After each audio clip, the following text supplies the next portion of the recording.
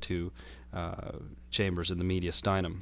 Only the apex points towards the left, and so that's where it's heard better, is actually in the left side of the thoracic cavity. The heart consists of 4 chambers, 2 paired atria, both a right and a left atria, which are much thinner than the ventricles, and they're lined with a pectinate muscle. The atria pump blood into the right and left ventricles respectively. Below the atria you have 2 paired ventricles, both a right and a left ventricle, and the left ventricle receives the workhorse share of work in the heart in that it pumps blood systemically throughout the body. Dividing the 2 ventricles, you have a very thick ventricular septum, which is where the conduction circuit runs between the ventricles down through the bundle of His. Blood flows into the right atria both through the superior vena cava and also through the inferior vena cava. You can also see the fossa ovalis in interatrial septum.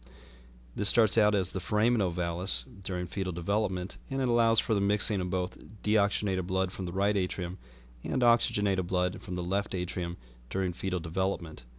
In a congenital disorder known as patent ductus ovalis, this actually remains viable when the child is born. You can also see an opening for the coronary sinus in the right atrium, and this allows the deoxygenated blood from the heart itself to empty into the right atrium. Blood then leaves the right atria and enters into the right ventricle through the tricuspid valve. The tricuspid valve is anchored by chordae tendineae to the papillary muscles, which actually prevent the tricuspid valve from prolapsing back into the right atria. The ventricles are lined with a very muscular trabeculae carneae. The right ventricle then pumps the blood up through the pulmonic semilunar valve into the pulmonary trunk. The pulmonary trunk then bifurcates into the left and the right pulmonary arteries respectively. These pulmonary arteries carry the deoxygenated blood to the lungs to be oxygenated. Upon entering the lungs, the blood is oxygenated and returns back to the heart through the pulmonary veins. Both the left pulmonary veins and the right pulmonary veins enter into the left atrium. The blood then flows from the left atrium down into the left ventricle through the bicuspid valve. The bicuspid valve is connected by chordae tendineae to the papillary muscles, which prevent the bicuspid valve from prolapsing back into the left atrium. Blood then flows through the left ventricle out through the aortic semilunar valve. The openings to the coronary arteries are right past the aortic semilunar valve, which sends blood through the coronary arteries to supply the heart with blood. The blood then flows up through the ascending branch of the aorta, and then respectively through the brachiocephalic trunk, which then splits, bifurcates into what we see as the right common carotid and then also the right subclavian further up. The second branch leading off the ascending aorta is the left common carotid artery, and the third branch is the left subclavian artery. Then the aorta starts to descend down through the actual hiatus into what we see as the actual abdominal cavity. Venous blood returns back to the right atria through the superior vena cava from the upper extremities and the inferior vena cava from the lower extremities. It goes into the right atria and then down into the right ventricle through the tricuspid valve, which has 3 different valves, all held by the chordae tendineae to papillary muscles. This picture illustrates the chordae tendineae and also the papillary muscles in a living heart.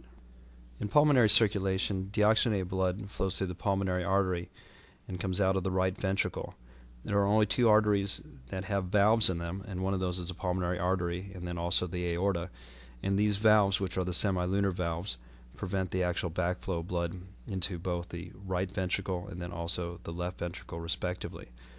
Blood then goes in pulmonary circulation, goes through the lungs, and is brought back to the heart through the pulmonary veins. The veins carry the blood back to the heart. This oxygenated blood then flows through the left atria down into what we see as the left ventricle.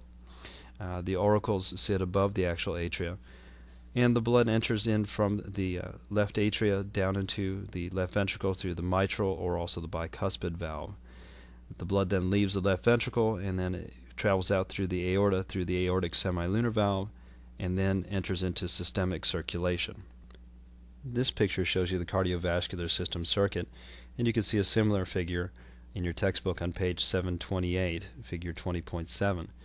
It shows you both the pulmonary circuit, in which blood leaves through what we see as the pulmonary arteries on its way to the lungs to become oxygenated, exchanging carbon dioxide for oxygen, and returning back through the pulmonary veins to the left atria.